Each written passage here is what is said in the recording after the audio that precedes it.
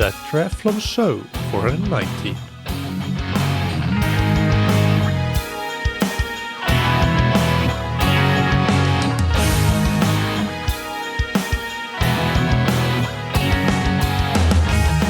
Hey, what's up everybody, and welcome back to another episode of That Triathlon Show, the podcast presented by scientifictriathlon.com. I'm your host Mikael, and on today's episode we have another Q&A. Last week we had a Q&A specifically about off-season training, and today we go into some more general questions related to training, coaching and performance. And I want to remind you that if you want to make sure that you get the opportunity to submit your questions for future Q&A episodes, then please follow Scientific Triathlon HQ on Instagram and sign up for our newsletter on scientifictriathlon.com/newsletter. I also try to, of course, put out the requests for questions in the actual podcast episodes themselves, but the problem is that sometimes I record episodes quite far in advance, and I might not have the full schedule for, let's say, 4 or 5 weeks later. So it's not always possible to get in those requests here in the episodes, but when I can, I of course try to do that as well. But yeah, if you can, follow us on Instagram and the newsletter, and that's your best avenue for seeing those requests for questions. Also, another quick piece of housekeeping is that we have had one room open up for our Mallorca training camp in April 2024. This accommodation is a suite, so it has a minimum occupancy of 2 people, which means that it might be ideal for a couple or 2 friends that want to join the camp together, or actually 3 friends or 3 people. But even if you're interested in joining the camp solo, you can just email me, and if there are more people in the same situation as you, then there might be an opportunity there to put you together with somebody else who is looking to join the camp, but also is a solo camper, so to say. So email me whatever your situation, if you're interested in joining the camp, at michael@scientifictriathlon.com for more information. And it's first come, first serve, basically. So it's best to be quick, as this is the only room that we have available. Otherwise, the camp is sold out, and we will only have more slots if we have cancellations. But if we do, I will announce that on the podcast, so you get the chance. But it's best to not count on that. Try to get in now if you have any interest still of joining the camp. Now, let's thank our sponsors, Precision Fuel Hydration. They help athletes perform at their best with electrolyte and fueling products, and with free online tools, education, and a patented sweat test. You can use the free fuel and hydration planner on their website to get a personalized plan for your carbohydrate, sodium, and fluid intake. And you can also book a free 20-minute video consultation chat through your plan with the athlete support team. I have used their entire range of products for a long time, and I think they're absolutely brilliant. And you can get 15% off your first order by using the code TTS23 on precisionfuelhydration.com. And thank you to Form. The Form SmartSwim goggles give you real-time feedback in your swim training right on the goggle lens, including splits, pace, stroke rate, and heart rate. This means that you can execute your swim workouts better and get a better idea of your ability to hold certain paces and stroke rates, and understand when and why you start to slow down. The best thing is that you can see and interpret this data in real time in the session, so it's actually actionable and can help you right then and there. Also, especially if you're swimming solo, it adds some more fun and engagement to swim training, which might make you look forward to your swim sessions in a completely different way. You can get 15% off the goggles with the code TTS15 on formswim.com/TTS. Now, without any further ado, let's get into this week's Q&A. So the first question that I have here is from Oliver, who asks, my question is related to base training. Would you recommend always running your intensity sessions as hard as possible for the allotted time? For example, for a 1 times 20-minute tempo effort, should I go as hard as I can for 20 minutes, or should I just maintain in the middle or low end of my tempo range? I'm unsure if there is benefit to working harder or just sitting in the middle of the allotted zone. Thanks in advance. All right, thank you, Oliver, for a question. This is a very common question, I would say, actually, and a very common cause for confusion, especially among athletes that are a bit newer to the sport. It's not a question that I would say is related to, you say, base training. I interpret that as the off-season training. I don't think it's specific to any given time period of the year. I think this question is relevant year-round, and the answer would apply similarly year-round. But generally speaking, if we just first think about the question, should you go as hard as possible in your intense sessions? The answer is that it depends. It depends on things such as the goal of the session, the risk-benefit ratio going all out versus holding back a little bit, and it depends on what's on your schedule in the next few days, and a few other things as well. But the most important one is definitely the goal of the session. So if we look specifically at your example with a 20-minute tempo run, first we need to discuss the terminology here a bit. When you say tempo, cyclists and triathletes will generally use the word tempo or the term tempo to describe zone 3 in a 5-zone system. So, for example, for a relatively fit amateur runner, that would be around marathon pace or so. Runners, on the other hand, would often use the term tempo to describe what we might call zone 4 in a 5-zone system. So a pace that a fit runner could hold for, let's say, 10 kilometers to 10 miles in a race.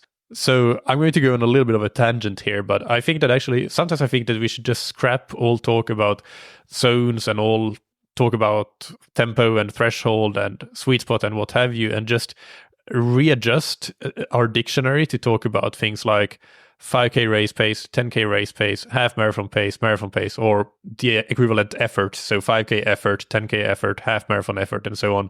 5-minute power, 20-minute power, 60-minute power, those sorts of things. I think that would be a whole lot more clear and unambiguous. But back to your question, if we assume that you talk about tempo in more of that traditional running sense, so it's basically your 10K to 10-mile race pace, if that is the purpose of the workout, to work in that speed range, then that's what you should do. You shouldn't go all out, because then it's a different session.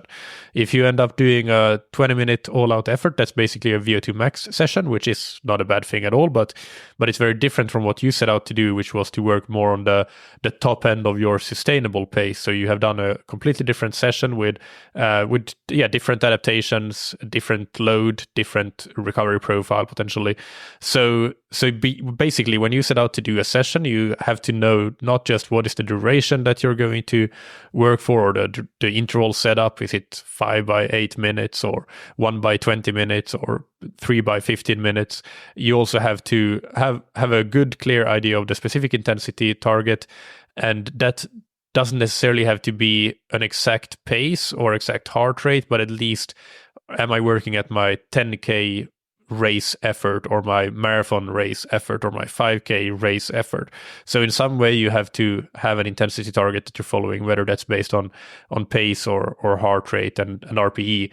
And if you're using pace and heart rate, then also it's important to keep in mind that it shouldn't be just one number necessarily. It should be a range, because every day is slightly different. Some days you feel better, some days you feel not so good, but you can still achieve very similar outcomes of a workout by working in more or less the correct range. So let's say that your normal 10K pace is 4 minutes per kilometer, so a 40-minute 10K, then the range that you're working in for a 10K pace workout could be, let's say, 355 to 410. So you could be slightly faster, or you could be right at it, or you could be a little bit slower than your normal 10K race pace. And that all of those outcomes, the entire range there, would be perfectly fine for that workout.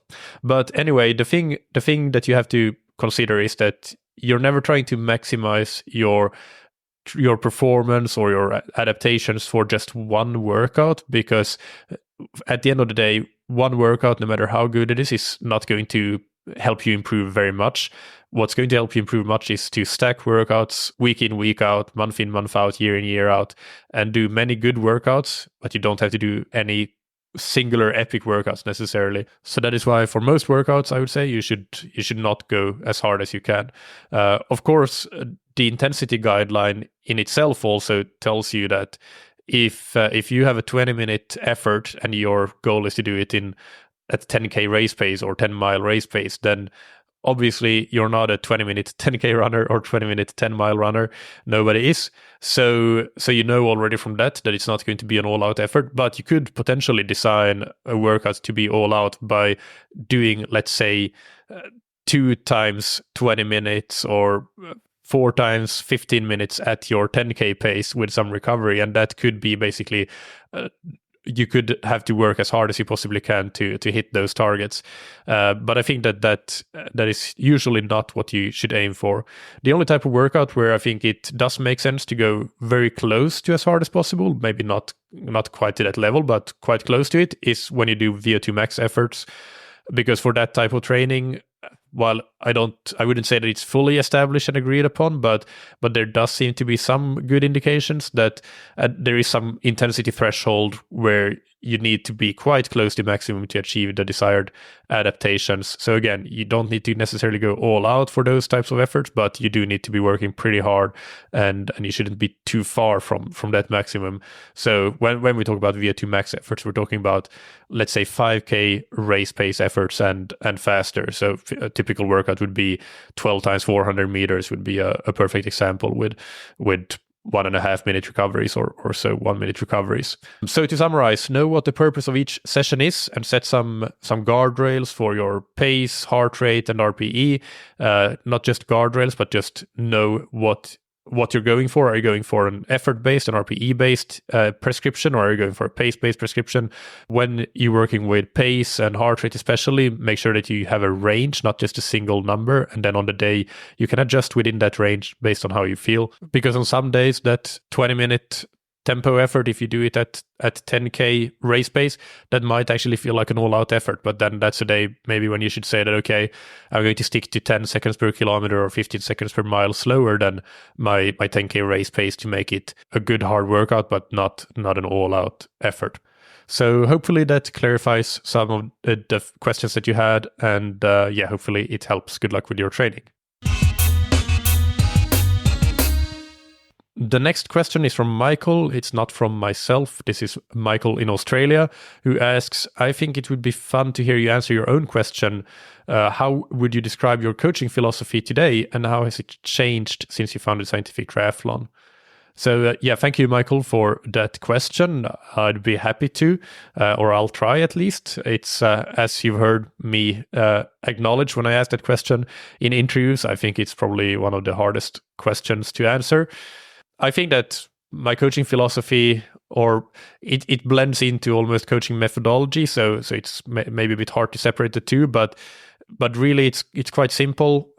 It starts with a really good assessment of where the athlete is right now, where they want to go. So good goal alignment between the coach and the athlete, and understanding where the athlete is right now, and then trying to understand, okay, where do they need to be to training wise to complete a race distance or to achieve a certain race time or performance goal that they have set for themselves. So this is where we do a bit of a gap analysis. I described this in some detail in last week's episode. The challenging part is not to do that specifically, although that takes some time and requires quite a bit of detailed analysis. But the challenging part is to figure out then how do you actually go from point A to point B. And that might be in multiple different areas. For example, you might need improvements in swimming and biking and running. So you have to have a really good understanding of the athlete's profile and the athlete's constraints. So the athlete's constraints, by that I mean things like work, family, recovery, how much time do they have available to train, and so on.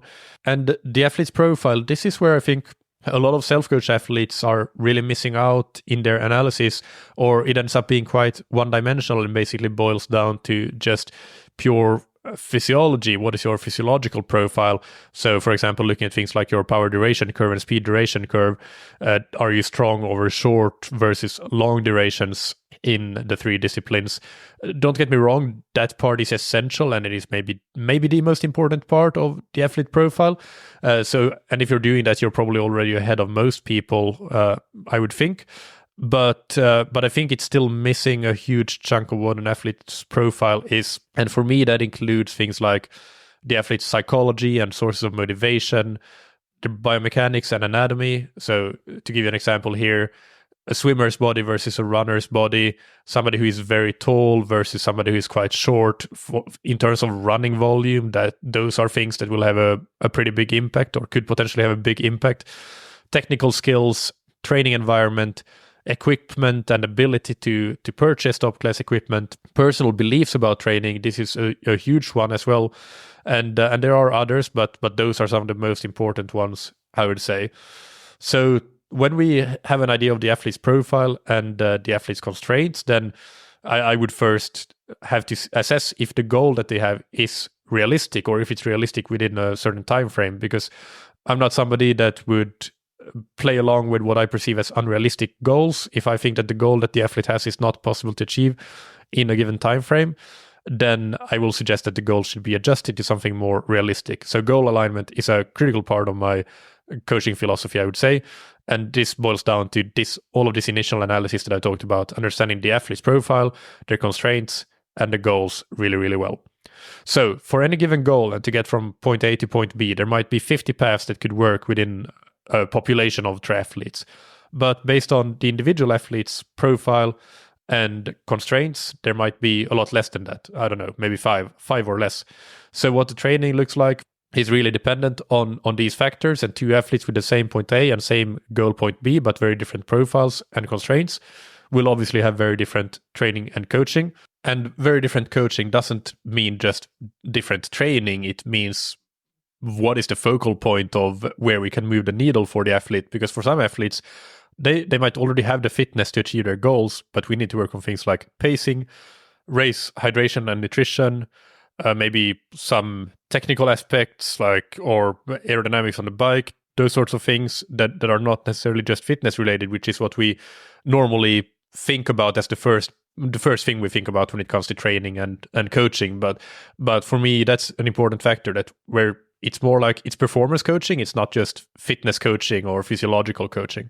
So that's an example of what it can look like on one extreme, where an athlete already has the fitness. Then the training is very straightforward. Obviously you need to keep training, but your focus is on other areas that can move the needle. But then obviously for a majority of athletes, I would say there is still a large focus on the physical components of training and improving fitness and physiology.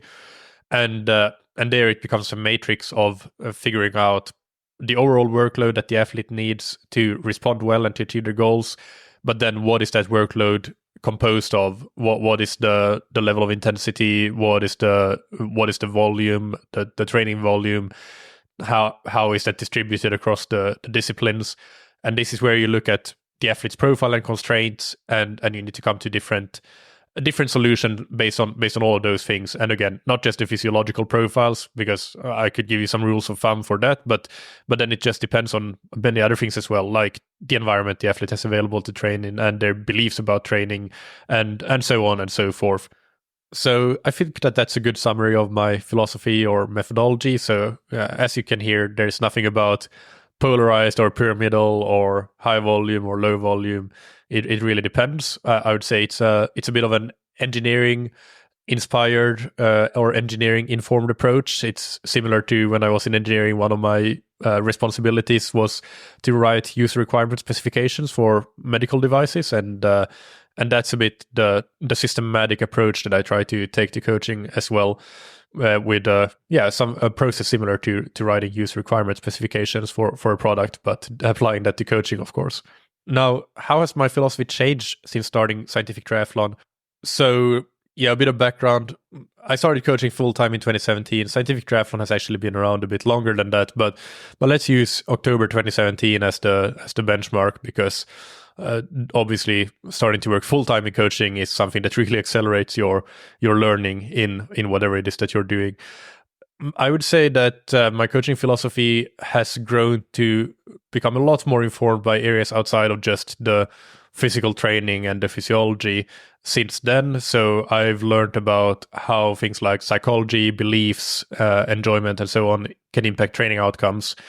And I've learned about how communication and different styles of communication between the coach and the athlete based on their personalities and so on, how that also can impact training outcomes.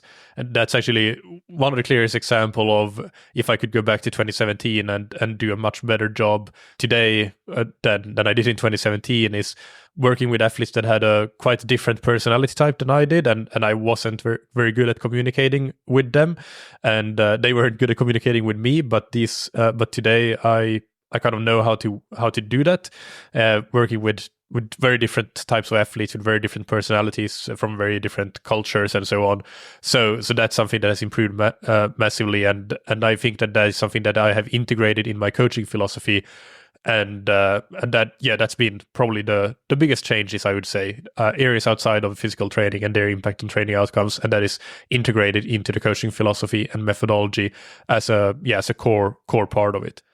I have, of course, made changes to the training process itself as well. I used to prescribe a bit more intensity in the early days than I do now. Not a massive change, but some change there. I definitely now use more and more RPE as a primary guide to intensity and often the only guide to intensity, more than I used to do. And one more thing I think is that I have a lot more experience to see when an athlete is essentially limited by volume, and that is almost the only thing that we can do to go to the next level, and be able to tell an athlete that I think that's the case. I think that in the early days, first of all, I didn't have the experience to see that, but also I maybe wouldn't have had the courage to say so, because then I thought that the athlete might stop working with me and I would not be able to pay my bills. So I think that's a summary of a lot of few things that I think are important that have changed. I'm conscious that maybe not all of them could be classified as coaching philosophy, but almost like just information or things that how I think about certain things. But I think it gives you a good idea, and it answers the gist of the question, hopefully at least. And if not, I'll just try to do it better another time. I did spend quite some time on this, and I didn't really get satisfied with my answer. But yeah, this is my deadline day to finish the podcast episode, so I just need to be happy with it and record it and move on with my life. I also think that you can probably hear at this point, by the way, speaking of it being deadline day, that I am still recovering from some sickness, and I can hear my voice is not really handling talking for a long time that well, so apologies for that, but hopefully I'll manage until the end of this episode with quite a few breaks and drinking lots of water. But anyway, moving on, Michael has a part 2 to his question, which is, how have your views of the role of science in coaching changed? And would you still name your business Scientific Triathlon? So basically, I think that science cannot teach you the most important things in coaching, which is how to make the right big picture decisions and planning for and with your athlete. But it can help you with more detailed, zoomed in questions and problems. For me, for example, I use science a lot in certain areas like heat training and specific design of high intensity intervals, but I don't use it for bigger picture things like periodization, deciding on the balance of volume and intensity, etc. That's all driven by coaching experience and my own application of a systematic process, which is based on the scientific method in each individual case, applied, of course, not a peer-reviewed scientific method. But when making those big picture decisions, basically, I think it's important as a coach that you do that while critically evaluating your own process and questioning your own biases, because that's the way that you can improve your coaching the most and the quickest. So I do not think that it's scientific to try to prescribe all training based on things that you find in academic papers and so on, because then if you do that, you don't have a grasp on the limitations of the science and how little we actually know, and also how applicable that is to the individual in front of you. The job of a scientist is to ask questions and make observations and design experiments and use a priori information, of course, to have good hypotheses for what might work and so on. So that's where science comes in. It can be good a priori information, but it's not necessarily going to give you a straight answer for any single athlete. So have my views of the role of science in coaching changed? I don't think they've changed so much as they've evolved to be for me to see that science is a little bit less actionable over the years. Not less important at all, because you need, I think it's super important to know as much science as you possibly can, because that is very important, as I said, a priori information that is super useful as a coach. But the more you learn about the limitations and where you can and cannot rely on science, the more you understand that there are quite few areas where you actually really can directly apply something from a paper, I think, to a training plan, let's say. So it has become a bit less actionable, and I think it has I think science can more often help you to decide what not to do in training than what to do, because it's easier to get a strong evidence base to show that something does not work than to show that something works. That's how the scientific method is set up. You're trying to disprove hypotheses. You're not trying to prove hypotheses. But the more you cannot disprove a hypothesis, then of course the stronger that hypothesis becomes. So practically, I would say that the way that things have changed a bit is that there are fewer scenarios now where I would go directly to science in search for some answers to a particular question. And this is because, as I said, I know more about the limitations of different areas of science, but also with more and more coaching knowledge and experience, which is more valuable and actionable than any knowledge, academic knowledge, then I don't need to look to science as much as directly to my coaching knowledge and experience. Science still, as I said, is super important in forming hypotheses and testing them out, and then using observations from coaching to acquire more coaching experience. But what hasn't changed, as I said, is my views that of the importance of having the mindset of a scientist, and not a rogue scientist, because there are a lot of rogue scientists that are well known on social media these days, probably the most well-known ones, because they have super strong opinions about something. A scientist in the true definition of the word, or I don't know, to me at least, a scientist is somebody that observes, formulates hypotheses, experiments, updates their prior knowledge based on new evidence, and is always curious and open-minded. So I think that that's the most important thing about science, and that hasn't changed at all. If anything, I think it's even more important, and I try to be even more like systematic about how I apply a scientist's mindset in my coaching than I used to be. I would also recommend going to Paulo Sousa's Instagram. He wrote, actually, the day after I had written my original script for this podcast, but before recording it, he wrote a post about the science in coaching, and it was super good and so topical. I'm not going to read it out loud. I was thinking about doing it, but I'll just link to the post in the episode description. Paulo Sousa, as you know, has been on the podcast before, and he's one of the greatest coaches in the world, and focuses mostly on short course triathlon, and has one of the most successful squad in the game. So definitely go and check out that post. That he wrote really well about this topic. The second part of your question, of part two of your question, I guess, was, would I still name the business scientific triathlon? So to be honest there, that is an interesting question that I have pondered a few times. Scientific Triathlon is a name that I thought about for a whole of 10 seconds, more or less, and found that the domain was available. So it wasn't a very thought through name at all.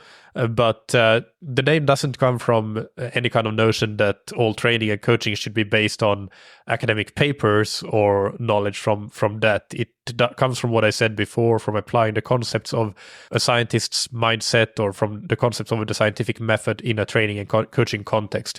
So it's about being curious, open-minded, and systematic, observing, experimenting, and updating your prior knowledge. So I am going to read a bit from the Wikipedia page about the scientific method, for those that are maybe not so familiar. So it says that the scientific method involves careful observation, applying rigorous skepticism about what is observed, given that cognitive assumptions can distort how one interprets the observation. It involves formulating hypotheses via induction based on such observations. The testability of hypotheses, experimental and the measurement-based statistical testing of deductions drawn from the hypothesis, and refinement or elimination of the hypothesis based on the experimental findings. These are principles of the scientific method as distinguished from a definitive series of steps applicable to all scientific enterprises. So obviously not all of those parts can be fully applied in coaching practice. Like, you will never be able to do rigorous statistical testing on an n=1 experiment, and every athlete is an n=1 experiment. But largely those concepts fit in very well with how I view coaching, even though I didn't necessarily use all of those terms, but I'm fully on board with them, with the need to formulate hypotheses, conduct careful observations, apply skepticism, being aware of cognitive biases, refining and or eliminating hypotheses, and so on. So whether I would still name the business scientific triathlon, I really don't know. Probably not. I would probably consult a branding expert if I started again and had the resources, and they would probably come up with something great. But that said, the name still works very well with the core values and principles of the business. So I'm not looking to change it, and I'm happy enough with it. Now, part number 3 of Michael's question is, what are you currently exploring or interested in exploring that might lead your coaching methodology to further evolve? So, yeah, this is a great question. I think it's clear from my previous answers that I have a huge interest in psychology and communication. And I think that, these are areas that I'm exploring, and there's a lot more that I want to explore in these areas that could drive further improvements in my coaching. And I would even consider going and getting a degree in one of those areas. I think it's that important. But in the meantime, that's where I do most of my reading and learning at the moment. There are lots of other things that I would consider doing and that I think would help me improve as a coach.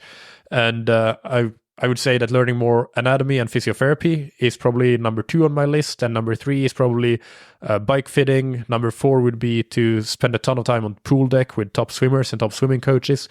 And number 5 would probably be to coach kids, which I think would be very fun and rewarding and educational. So yeah, that's just a bit of a wish list for things that I might go on to add to my CV potentially in the future. Thank you for your question, Michael. So I had several more questions lined up for this episode, but I think I'm going to cut it there because my voice is not doing so good after talking continuously. So I am going to record another Q&A, not next week. Next week will be an episode with Jem Arnold, which I highly recommend you tune in for. But in the next few weeks, there will be another Q&A for sure with some of the other questions that have been sent in. But I hope you enjoyed this one, even though it was a bit shorter. It was the best I could do. I waited as many days as I could for the sickness to subside, but this is my deadline day, and I'm still not really capable of talking continuously for such a long time. You can, as always, of course, find the show notes on scientifictriathlon.com. And remember that, as I said at the beginning of the episode, we now have one room available due to cancellation for our Mallorca training camp, and it is for a minimum occupancy of 2 people. I should mention as well that you can also come with a friend or with your spouse or partner, even if they are not participating in the training. So only one person needs to be participating in the training camp itself, as long as there are 2 people occupying the room. Finally, big thanks to our sponsors, Precision Fuel and Hydration, that you can find on precisionfuelandhydration.com. If you're looking for electrolytes and fueling products, I would highly recommend trying them out. You can use their free fuel and hydration planner or even a free video consultation with the team to prepare your race strategy. And don't forget to take 15% off your first order with the code TTS23. And thank you to Form, that you can find on formswim.com/TTS.